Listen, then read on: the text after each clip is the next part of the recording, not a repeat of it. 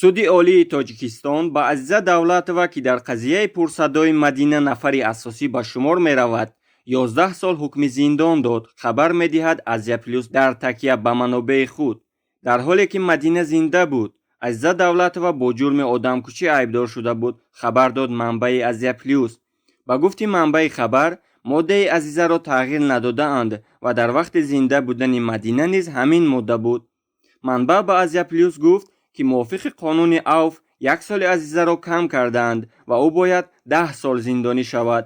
пеш аз ин ба шавҳари Азиза Давлатова, Парвиз Давлатов, 5 солу 4 моҳ ҳукми зиндон дода шуда буд.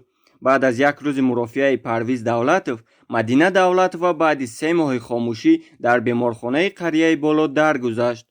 ин қазияро раиси шаҳри Душанбе шахсан зери назорати худ гирифта буд ва санаи 1 ноябр прокуратураи генералии Тоҷикистон хабар дод, ки муқобили Азиза Давлатова ва Парвиз Давлатов парвандаи ҷиноятӣ боз шудааст. Мадина Маҳмадҷонова рӯзи 15 декабр баъди қариб 3 моҳи кома ҷон дода буд. манбаъ Азия Плюс.